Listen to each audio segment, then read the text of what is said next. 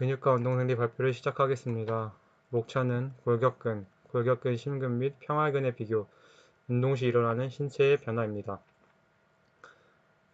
골격근은 구조, 수축성, 조절 기전에 따라 골격근, 평활근, 심근 세 가지 유형으로 나눠지지만 두 가지 다른 부분으로도 구분할 수 있습니다. 첫 번째는 현미경 관찰 시 횡문이 보이는지, 두 번째, 근육이 각각 체성신경계의 지배를 받아 수의적 운동을 하는지 아니면 자율신경계의 지배를 받아 불수의적 운동을 하는지 보면 됩니다. 사람의 몸에는 600개 이상의 골격근이 있으며 이는 체중의 40%에서 45% 차지합니다. 기본 구조 단위는 근육 섬유이고 지름은 10에서 100 마이크로미터입니다. 길이는 약 3mm에서 30cm 정도이고 다핵세포입니다. 근섬유에 대한 설명입니다. 근섬유막에 의해 하나의 독립된 세포로 외부와 경계를 형성하고 이 막을 근초라고 합니다. 근초의 내부에는 근원섬유 세로로 배열되어 있습니다. 근원섬유 사이를 근형질이 채우고 있습니다. 근 필라멘트에 대한 설명입니다. 두 가지 근 필라멘트가 존재하며 한 개의 굵은 필라멘트 주위에 6개의 가는 필라멘트가 존재합니다. 이때 굵은 필라멘트는 무거운 분자량의 단백질인 미오신으로 한 쌍의 무거운 사슬과 두 쌍의 가벼운 사슬로 되어 있습니다. 4개의 가벼운 사슬은 2개의 구형으로 미오신의 머리를 이룹니다. 가는 필라멘트는 액틴, 트로포미오신, 트로포닌의 3가지 단백질로 구성되어 있고 액틴은 필라멘트 형태의 단백질, 트로포닌은 3개의 구형 단백질 복합체이고 트로포닌에는 액틴에 있는 미오신이 작용을 방해하며 트로포닌 C는 CA2++와 결합할 수 있는 단백질로 수축이 일어나는 초기에 중요한 역할을 합니다. A대는 근절의 중앙에 위치하고 굵은 필라멘트로 인해 어둡게 관찰이 됩니다.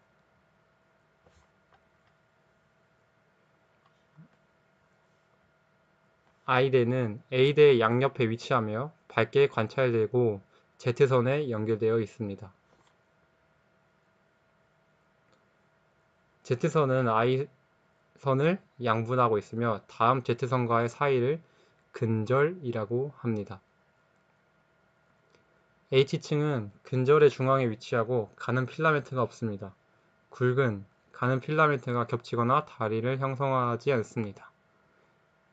T팀 필라멘트와 M선은 두 개의 그림에서는 보이지 않던 구조를 나타냅니다.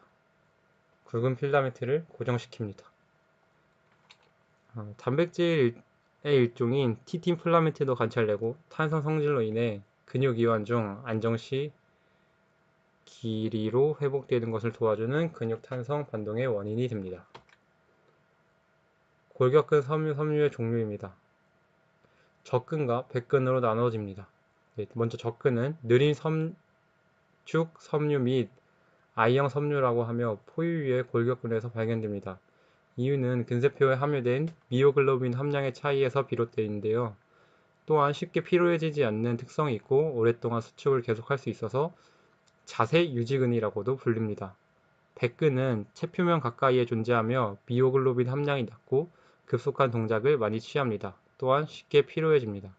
이때 미오글로빈은 근세포 안에 산소를 저장하는 적색 단백질을 뜻합니다. 운동 단위와 신경 지배인데요. 하나의 신경세포와 그 신경세포가 지배하는 근육 섬유군을 총칭해서 운동 단위 또는 활동 단위라고 하며 하나의 단위로 활동합니다. 한 개의 운동세포의 축삭은 다수로 분지되어서 다수의 근육을 지배하고 있는데 한 개의 신경세포와 그에 의해서 지배되는 근섬유수와의 비를 신경 지배 비율이라고 합니다. 일반적으로 신경 지배 비율이 작을수록 정교한 운동을 하고 클수록 거친 운동을 합니다. 신경과 근연접 접합부입니다. 신경 종말은 운동신경의 섬유가 근섬유에 가까이 접하게 되면 먼저 수초가 없어지고 근섬유의 표면에 인접한 신경섬유의 끝이 부풀어 오르게 됩니다. 종파는 신경 종말이 접촉하는 근섬유의 근막은 약간 함몰되어 막이 두꺼워지는 것을 의미합니다. 신경과 근접합부는 신경 종말과 종판 사이에 약 150에서 200A 정도의 간격이 있고 여기에 조직액이 차 있는 부위라고 할 수 있습니다. 네, 신경 근연접의 기능인데요. 네, 순서를 먼저 보시겠습니다. 시냅스 종판에 활동 전압이 도달하면 칼륨 이온 통로가 열리고 시냅스 전종판에 칼륨 이온의 투과성이 증가됩니다. 칼륨 이온은 시냅스 종판의 시냅스 소포에서 신경 전달 물질인 아세틸콜린을 방출하도록 합니다. 시냅스 간격으로 확살된 아세틸콜린은 시냅스 후 근섬유막의 아세틸콜린입니다. 수용기와 접합한 후 나트륨의 투과성을 증가시킵니다. 나트륨의 투과성을 증가는 시냅스 후막의 탈분구를 일으키고 시냅스 후막의 활동 전압에 나타나게 됩니다. 아세틸콜린이 이 시냅스 간격을 방출되면 시냅스 후막의 아세틸콜린입니다. 수용기와 결합하고 나트륨의 통로가 열립니다. 아세틸콜린 시냅스 간격에서 아세틸콜린 에스테라아제에 의해 빠르게 콜린과 아세트산으로 분리됩니다. 콜린은 시냅스 전종판에서 재흡수되어 아세트산과 결합하여 아세틸콜린으로 재합성됩니다.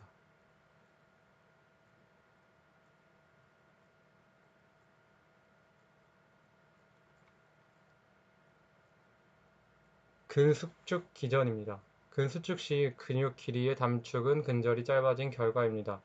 수축 과정에 있어서 액틴 필라멘트가 미오신 필라멘트의 중앙으로 미끄러져 들어가 중첩되기 때문에 근절의 길이가 짧아지는 것을 근수축의 활주설이라고 합니다.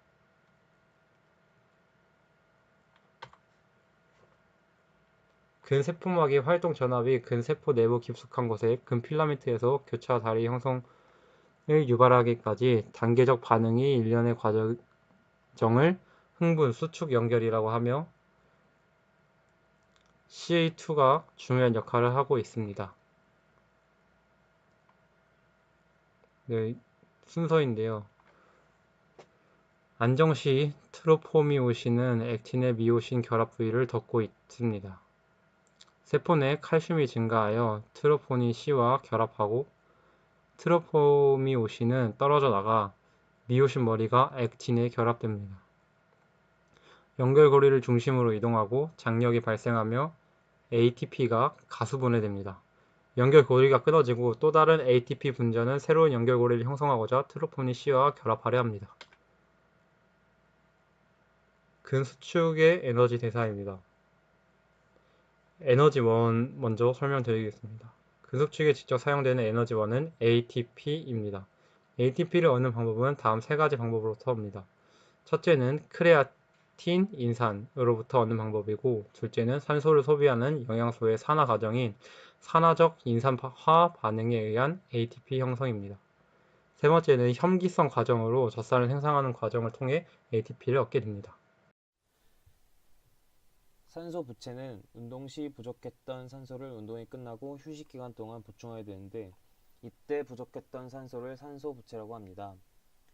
근육 피로, 골격근이 장시간 지속적으로 활동한다거나 격렬하게 운동을 하게 되면 금선유가 수축할 수 있는 능력을 상실하게 되는데 이러한 상태를 피로라고 합니다. 젖산은 근육의 pH가 산성이 되도록 하여 효소의 활동을 저하시킴으로써 피로를 증가시킵니다. 피로해진 근육에 축적된 젖산은 혈액순환이 원활히 이루어져 산소가 충분히 공급되면 분해되므로 다시 수축 능력을 회복하게 됩니다.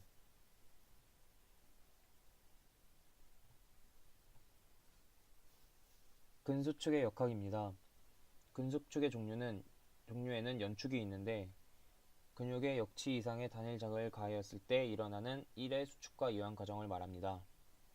단일 수축의 예로는 팔의 전극을 연결하여 짧은 시간 전율을 가했을 때 순간적으로 움찔하는 것을 예로 들 수 있습니다.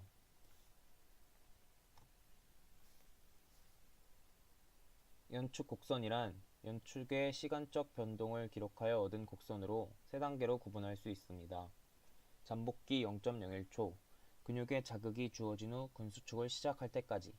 수축기 0.04초, 실제로 근육 수축이 일어나는 시기, 곡선이 정점에 이르기까지. 이완기 0.05초, 수축한 근육이 수동적으로 원래의 안정 상태로 돌아오는 시기. 강축은 1초에 5에서 30회 자극을 반복적으로 가하면 단일 수축이 합쳐져 연축보다 강하고 지속적인 수축입니다. 예로는 보통 우리가 힘을 쓰고 있을 때 근육의 수축 상태를 유지하고 있을 때를 예로 들 수 있습니다. 자극이 가해지는 시간 간격에 따라 완전 강축과 불완전 강축으로 나눌 수 있는데, 완전 강축은 자극을 짧은 시간 간격으로 연속해서 가할 때 발생하는 수축으로 지속적으로 유지되어 원활한 곡선을 보입니다. 불완전 강축은 자극 빈도의 시간 간격이 조금 길어지면 나타나는 수축으로 계단 모양의 곡선을 보입니다. 긴장은 생체 내에서 골격근은 중추신경으로부터 오는 흥분 충동을 받아서 항상 약한 수축 상태를 지속, 신체의 자세를 유지하는 데 기여합니다.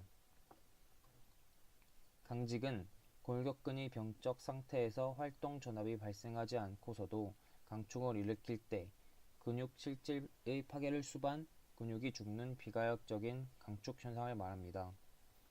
예로는 열 강직이 있는데 단백질의 변성에 의한 강직이고, 수분 강직은 근육이 물속에 있을 때 일어나는 강직이며, 사후 강직은 근육이 죽었을 때 ATP의 결핍으로 나타나는 강직입니다. 사후 강직이 일어나는 순서는 심장, 목, 팔, 다리 순서이며 풀리는 순서는 팔, 다리, 목, 심장 순서입니다. 등장성과 수축과 등장성 수축을 말씀드리겠습니다. 등장성 수축은 근육의 길이는 짧아지나 장력의 변화는 없는 수축 현상입니다. 예로는 가벼운 물건을 들어 올리거나 걷기 위해 다리를 뒤로 들어 올릴 때입니다. 등척성 수축은 근육의 길이는 변하지 않지만 장력은 변화하는 수축 현상입니다. 예로는 물건을 들고 있을 때나 건물 벽을 향해 밀었을 때입니다. 이것이 등장성 수축이고 이것이 등척성 수축입니다. 마비는 중추신경 계통의 운동신경이 손상되어서 신경 흥분 전달이 차단될 때는 수의적으로 수축을 일으킬 수 없는 상태입니다. 위축은 마비되거나 근육의 불사용으로 인해 근육의 부피가 줄어드는 현상입니다. 비대는 위축과는 반대로 근육이 과도하게 사용하게 되면 근육의 부피가 커지고 수축력도 강하게 되는 현상입니다. 부하와 속도의 관계에 대해서 말씀드리겠습니다. 근육의 부하되는 짐이 크면 클수록 근수축의 속도는 느려집니다. 부하가 없을 때 근수축 속도는 최대가 되며 단축되는 속도는 부하가 증가함에 따라 감소하게 됩니다. 길이와 장력의 관계는 장력은 근육에 가해지는 자극 빈도, 수축, 전 근섬유의 길이 정도에 따라 그 크기가 달라집니다. 가장 강력한 장력을 발생하는 경우는 근섬유의 길이가 가장 적당한 길이, 즉 안정시 길이 근처에서 길이의 증가 또는 감소, 장력의 급속한 감소를 초래합니다. 골격근의 질환입니다. 골격근의 질환에는 근육 경련이 있는데 통증을 수반하는 불수의적인 근육 수축 운동으로 운동 시 또는 안정 상태에서 발생하며 원인은 근육의 산소 공급이 부족할 때 또는 신경계로부터의 자극에 의한 것입니다. 발생하는 곳은 종아리, 대퇴, 둔부 근육에서 발생합니다. 두 번째로 저칼슘성 테타니가 있습니다. 세포 외액의 칼슘 농도가 정상 농도보다 40% 정도로 감소한 상태에서 나타나는 불수의적인 테타니성 근육 수축, 흥분하는 세포막에 칼슘 통로를 열게 하며 막의 탈분극과 활동 전압을 발생시킴으로써 근수축을 증가시킵니다. 근이양증은 근육이 점진적으로 약화되는 질환입니다. 근육 내 결합 조직이 증가하거나 근섬유가 지방 조직에 의해 대치되어 근섬유가 퇴행하게 되는 질환, 유전적으로 결정되며 형태에 따라 예후가 다양합니다. 중증 근무료증은 극도의 근육 약화가 일어나는 만성 질병입니다. 신체 면역계의 비정상적인 반응에 의해 근육 세포막에 있는 아세틸콜린 수용기를 차단함으로써 아세틸콜린에 대한 근섬유의 민감성을 감소시키며 만성적으로 근육 약화가 진행됩니다. 중증 근무료증의 예입니다. 골격근은 수위근, 가로, 무늬근이 있으며 골격에 붙어서 움직입니다. 골격근에 기량작용을 하며 강한 힘으로 빠르게 수축하고 하지만 비교적 쉽게 필요합니다. 심장근에는 불수위근, 가로, 무늬근이 있으며 심장에서만 발견되는 근육이고 강한 수축을 지속적으로 가능하게 합니다. 평활근은 불수위근, 민무늬근이 있으며 내장기관을 구성하고 천천히 수축하고 이완합니다. 쉽게 필요하지 않고 지속적 수축이 가능합니다. 심근의 수축 기전의 특성입니다. 심근의 절대 부름기는 현저히 깁니다. 절대 부름기가 길어 심근의 염축은 가중되지 않고 강축을 쉽게 볼 수 없습니다. 흥분과 수축 사이의 칼슘의 역할은 골격근과 다른 점이 있습니다. 골격근은 수축 시 근장 그물로부터 유리된 칼슘을 사용하며 심근은 세포 외액으로 들어오는 칼슘을 사용합니다. 심근은 자동능을 가지고 있다는 것이 다른 근육들과의 가장 큰 차이점입니다. 고칼슘 혈중은 ST, Q 분절이 짧아지고 티파가 넓어지며 고칼륨 혈중은 티파의 상승, 평평한 피파, 넓어진 QRS를 볼 수 있습니다. 평활근의 수축 기전의 특성입니다. 평활근은 골격근에 비해 수축 이완에 30배 정도의 시간이 더 걸립니다. 신경 자극에 의해 평활근이 활성화됩니다. 평활근에서의 활동 전압이 발생한 경우입니다. 첫 번째로 신경 전달 물질이 결합됨으로 생기고 근장으로 칼슘을 배출합니다. 두 번째로 자율신경 섬유는 신경 전달 물질을 분비하여 평활근 세포의 특정 근을 흥분 억제합니다. 아세틸콜린은 새 기관지에 있는 수용기와 결합해 강하게 수축하고 또 에피네프린은 교감 신경섬유에서 분비되고 수용기에 결합하면 평활근은 이완됩니다.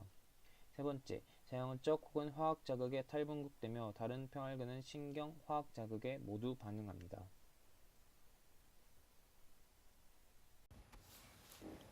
다음은 운동이 순환기계에 미치는 영향입니다. 우선 산소 소모량이 증가하게 되고 심박출량이 증가합니다. 또한 혈압이 상승, 수축기압은 현저하게 상승하고 이완기압은 경미하게 변합니다. 적혈구수와 백혈구수가 증가합니다. 혈당치는 운동 시작 직후에는 다소 상승하다가 격심한 운동을 하게 되면 감소합니다. 혈색소도 평상시보다 5에서 10% 정도 증가하게 됩니다. 다음은 운동이 호흡기계에 미치는 영향입니다. 산소의 공급과 이산화탄소의 제거를 증가시키기 위해 폐환기가 증가합니다. 이때 폐환기량의 증가는 산소 소모량의 증가와 비례합니다. 산소와 이산화탄소에 대한 폐의 확산량이 증가하게 됩니다. 심한 운동 중에는 동맥혈 수소이온 농도와 이산화탄소 분압이 증가합니다. 운동 중 동맥혈 산소 분압의 감소는 관찰되지 않습니다. 다음은 운동이 내분기계에 미치는 영향입니다. 성장 호르몬은 운동 시작 15분에서 20분 이후에 증가합니다. 운동으로 체내 수분이 손실되면 항인효 호르몬 분비는 증가되어 체내 수분을 보존하려 합니다. 이때 운동 전 수분을 섭취하면 운동 시 항인효 호르몬 분비 증가율이 적어집니다.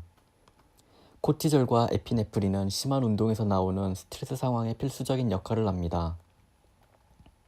운동 시 알도스테론의 분비는 증가합니다. 탈수 상태가 될 때 그 분비량은 더욱 커집니다. 테스토스테론은 근력의 증대에 현저히 효과를 나타냅니다. 네 번째로 운동이 신경계에 미치는 영향입니다. 처음 운동 기술을 학습할 경우 의식적인 사고와 동작의 수정이 필수적입니다. 하지만 점차 특별한 의식이 없이 자동적으로 운동 기술을 수행할 수 있습니다. 운동은 중추신경계의 촉진과 억제 및 협응력을 길러줍니다. 5번째로 운동에 대한 근육의 적용입니다. 근육을 계속적으로 사용하지 않는다면 근육은 뼈처럼 위축될 것입니다. 근육의 크기 증대는 지구력 훈련이 아닌 역도처럼 고강도 운동을 반복 시 가능합니다. 규칙적인 운동은 노화가 근육계에 미치는 영향을 줄여줍니다. 이상으로 인체생리학 5장 운동과 근육생리 설명을 마치겠습니다. 감사합니다.